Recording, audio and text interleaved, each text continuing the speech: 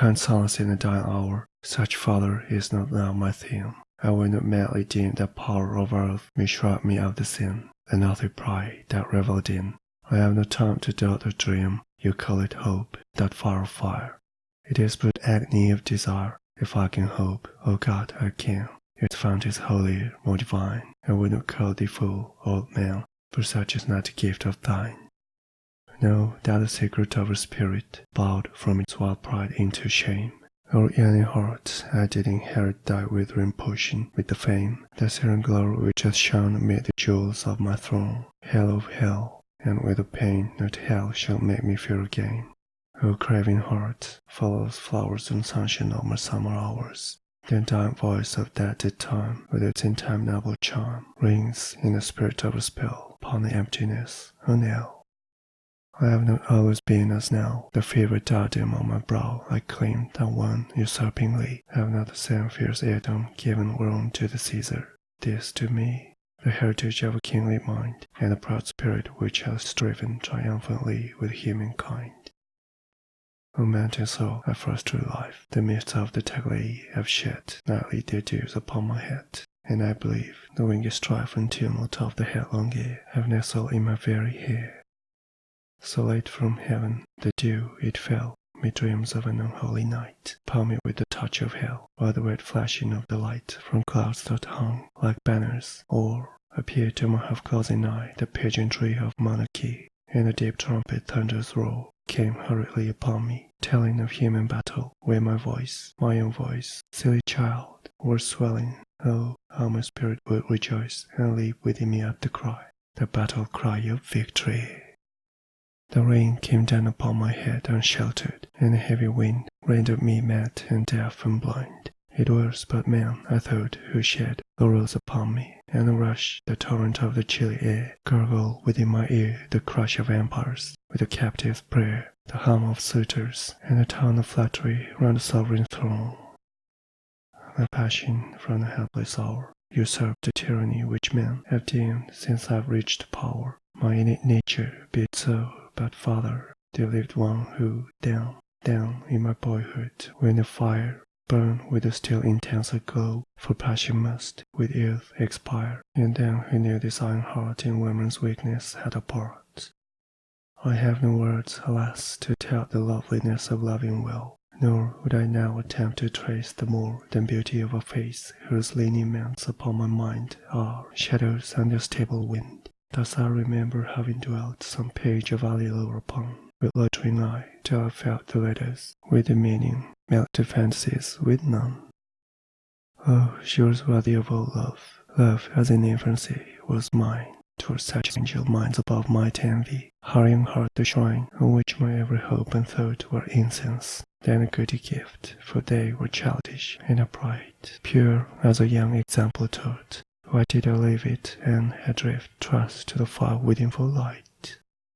We grew in age and love together, roaming the forest and wild, my breast a shield in wintry weather, and when the friendly sunshine smiled, and she would mark the opening skies, I saw no heaven but in her eyes. Young love's first lesson is the heart, for me that sunshine and those smiles, when from a little cares apart, and laughing at the girlish wiles, I throw me on the throbbing breast, and pour my spirit out in tears. There was no need to speak the rest, no need to quiet any fears of her, who asked no reason why, but turned on me her quiet tie.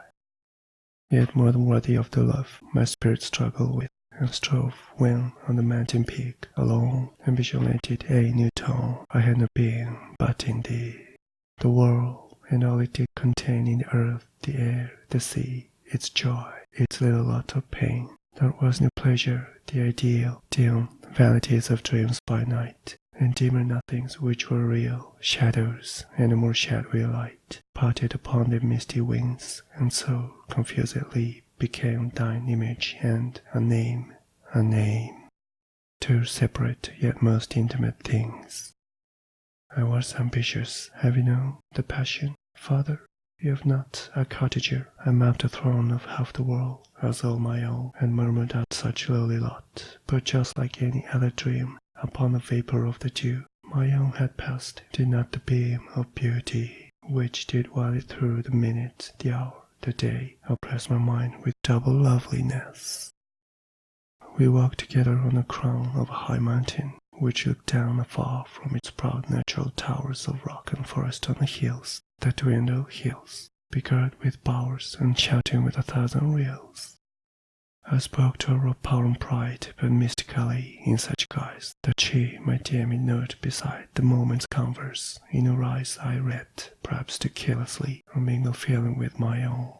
The flush on her bright cheek to me seemed to become a queenly throne, too well that I should let it be, light in the wilderness alone. I wrapped myself in grandeur, down and down a visionary crown. Yet it was not that fantasy had thrown a mantle over me, but that among the rabble, man, lion ambition is chained down and crouches to a keeper's hand. Not so in deserts where the grand, the wild, the terrible conspire with their own breath to fan his fire. Look round thee now on Samarkand. Is she no queen of earth, her pride above all cities? In her hand the destiny is, in all beside of glory which the world hath known. Stands she not nobly and alone? Falling, her very stepping stone shall form the pedestal of a throne. And who, her sovereign, Timur, he whom the astonished people saw striding o'er empires haughtily, a diadem outlaw. Our human love, thou spirit given on earth of all we hope in heaven, which falls into the soul like rain upon the Cyrock withered plain, and falling in the power to bliss, but leaves the heart a wilderness. Idea, which bindeth life around with music of so strange a sound, and beauty of so wild a birth, farewell, for I have won the earth. When hope, the eagle that towered, could see no cliff beyond him in the sky, his pinions were bent droopingly, and home returned his softened eye. Toward sunset, when the sun will part, there comes a sullenness of heart to him, who still will look upon the glory of the summer sun. That soul will hate the evening mist, soft and lovely, and will list to the sound of the coming darkness, known to those whose spirits hearken, as one who in a dream of night would fly, but cannot from a danger nigh. What though the moon, the white moon, shed all the splendor of her noon? Her smile is chilly, and a beam, in the time of dreariness, will seem so like you gather in your breath a portrait taken after death. And boyhood is a summer sun, whose waning is the dreariest one. For all we live to know is known, and all we seek to keep have flown, let life down as the day-flower, full with the noonday beauty, which is all. I reached my home no more, for all had flown who made it so. I passed from out its mossy door, and though my tread were soft and low, a voice came from the threshold stone of one whom I had earlier known. Oh, I defy thee, hell, to show on beds of fire that burn below her humble heart a deeper woe. Father, I fondly do believe, I know, for death who comes for me from regions of the blessed afar, where there is nothing to deceive. I left his iron gate ajar, and rays of truth you cannot see are flashing through eternity. I do believe that Iblis held a snare in every human path, else how, when, in the holy grove, I wandered off the idol, Love, who daily sends his snowy wings with incense of burnt offerings from the most unpolluted things, whose pleasant powers are yet so raven above with trellis rays from heaven, no more may shun, no tiniest fly, the lightning of his eagle eye. How was it that ambition crept unseen amid the revel's day, till growing bold, he laughed and leapt in the tangles of love's very hair?